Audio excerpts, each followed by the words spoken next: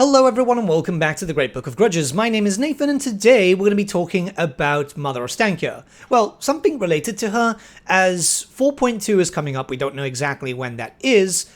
We've got expectations though, because there's been a lot of alleged leaks and rumors and stuff. I've been hearing them too. The general consensus within the fanbase is that we're expecting CA to go on a massive apology tour, and I kind of agree. Like, that's something that is really expected. The update to Pharaoh was fairly good. It's a shame that it didn't do as well performing as kind of expected, but yeah, people are kind of just burnt out. But when it comes to all the speculation, people keep saying that they want the Lore of Hags without actually saying what they want. And, you know, that's a fair thing. The Lore of Hags is pretty much unknown, mostly just, well, fully just appearing on the Warhammer Fantasy roleplay setting. However, with the rumors that we're going to get Hag Lords, it would make perfect sense to introduce the Lore of Hags also, mostly because there is literally nothing else that could be attached to that. While I do expect that Kislev might get multiple DLCs, if you're adding in the specific characters, you might as well add in the lore that is attached to them, right? And it's something that was a big part of my review, especially with Mother Ostankya. I like her. She's not, like, perfect. I mean, let's be honest, she needed the chicken house, but that's probably a GW thing. I want to see the lore to just make her a little bit more unique, and obviously for the other spellcasters too within Kislev's ranks. So one thing very important to note is that there's a lot of spells for the Lore of Hags. Warhammer Fantasy Roleplay was actually pretty amazing for that type of stuff, because one thing that the tabletop did kind of badly is just introduce a lore, give you 7 spells essentially, and then a Cataclysm spell with a whole storm of magic. Some spells have changed over the time, so we've seen the introduction of new spells over the editions, which is awesome, but yeah. We've got options here. We've got loads and loads of options. And obviously a lot of the spells for the witch lores in Warhammer Fantasy Roleplay would not translate well to the tabletop, which means they might not translate well to Total War Warhammer. It's just pretty much how it is. Obviously some things can be worked around, but yeah. The main thing is we need 6 spells and an attribute, because that's how all the other lores are done, and I think it's simple enough to find stuff. The most important thing is the functionality of the Lore of Hags. Obviously we have 2 Lores of Ice, which work pretty well independently, but work better when you synergize them. When it comes to the Lore of Hags, it needs to be its own thing, and it needs to be different to what we already have in Kislev. Uniqueness is a wonderful thing, especially when you've got certain laws of magic that are only available to certain races. It does allow for that fantasy to kind of shine more. Now, I truly expect for the Lore of Hags to focus very heavily on buffs, debuffs, curses, all that type of stuff. Not so much a lot of curses, because obviously we have that with the whole not chicken house situation. There was an icon there in the previous build, remember that? Anyways, what we're going to do here is I'm going to go through the spells that I would personally pick for a Lore of Hags. I would probably have very different stuff to what you would want to do, and maybe even Creative Assembly, but the idea is just to get the ball rolling. The more we talk about stuff is the more likely we'll see it being implemented into Total War. So yeah, let's begin. Alright, for an attribute, which generally attributes are kind of forgotten about, I'd probably go for something like Resist Chaos. So as you can see, in the Warhammer Fantasy Roleplay setting, it just kind of made you a bit more resistance to chaos stuff. But as we know, attributes can also be map-wide and so on, so I would say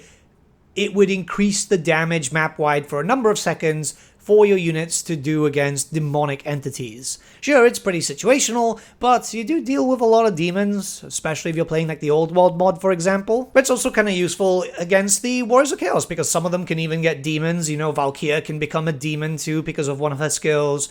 I feel like this is kind of useful, and it's very thematic. The hags themselves, you know, the woods in Kislev, were one of the barriers against chaos incursions. Alright, we're going to start going in with one of the spells. This would be Cleanse Body, which is a heal, right? And what it could be done is standard heal for a single entity, and then if you overcast it, you can then get an AoE effect. Why heal? Well, it would just be genuinely nice to get a heal with Kislev. You're definitely fighting a lot with Kislev, especially if you play like I do with higher difficulties, you know, player bias kicks in. So having heals is pretty cool.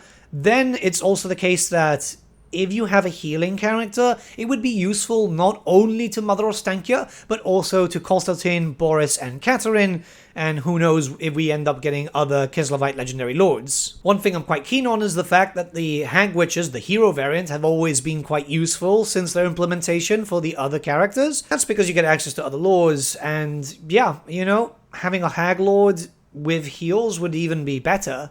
The next one is super basic, Deny Spirit, so as you can see here, it's forcing the enemy to take a willpower test. And what you can do here is just, remove enemy leadership. If you overcast it, remove some of their melee defense too. So it makes them a little bit more susceptible to breaking and also taking some more damage.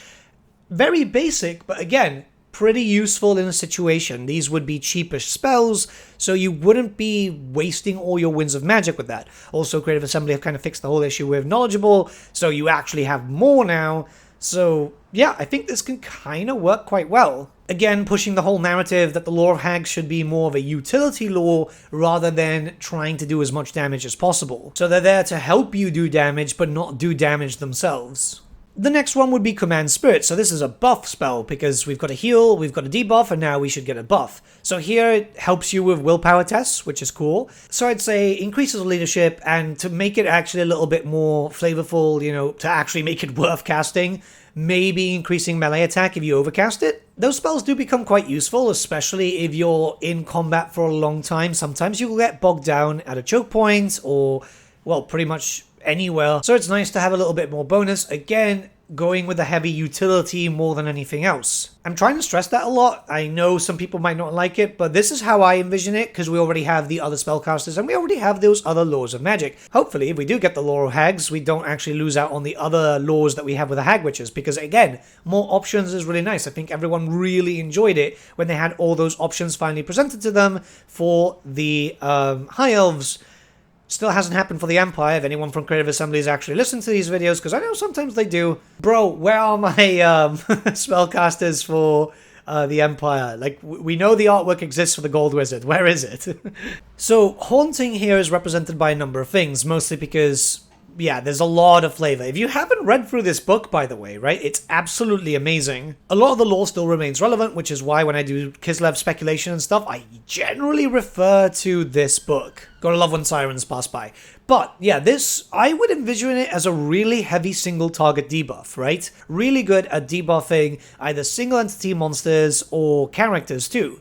So you would use this and then have your killy character come in and do as much damage as possible. Or have a bunch of your Streltsy or any other units just target that specific character. These types of things are very useful. I mean, you might remember what happened with the Chaos Dwarfs, where you had a spell which could reduce the fire resistance to an enemy and then you would pile them with fire attacks to basically delete them. That was kind of balanced out a little bit, which is, in fairness, something that was needed, because, oh my god. But, something in that vein. Not, like, delete them in a second or 2 seconds, but, have something there that could really do damage against that big bloodthirster, that great unclean one, or even, I don't know, Manfred von Karstein, who is going to be a problem for you. Kislev has a lot of theming of synergy. You've got the 2 laws of magic, you've got a lot of hybrid units. Why not have that there where the Lore of Magic is directly helping your other stuff there too? Obviously, we're in the 2 last spells, which means that they're generally the stronger ones. The first one I want to talk about is the Form of the Ancient Widow, because I mean, it's just cool, right? Transformation mechanics don't really get used that much when it comes to Total War Warhammer. We've got them because, well, the dragons in Cafe can turn from human to dragon form. So it'd be kind of cool if the hags ended up being able to transform. You've spent your winds of magic, or these spells aren't really useful to you right now. Transform them into Ancient Widow. You would not be able to transform them back, however, so for the remainder of the battle they would be in Ancient Widow form. And I would go as far as saying they would not even be able to use spells. The difference is that they're just very, very killy. So effectively, your hero would turn from a spellcaster, which is generally quite durable, let's be honest there, but into a more aggressive, kind of like being as killy as a exalted hero of Khorne, essentially, right? A bit weaker, obviously, for obvious reasons. But transformation mechanics need to be used more. Creative Assembly did something really amazing with the whole Dragon Children thing, and it's a shame that, Transformation of Kadon doesn't actually transform you. It just summons in a Manticore. Obviously, those spells we wouldn't expect to be redone, but when it's something completely new, it would be kind of cool. And, I mean, again, Ancient Widow is awesome. You've all seen the artwork of it. It's just really awesome. Uniqueness is important because this lore does not have a lot of unique stuff, at least my interpretation of it.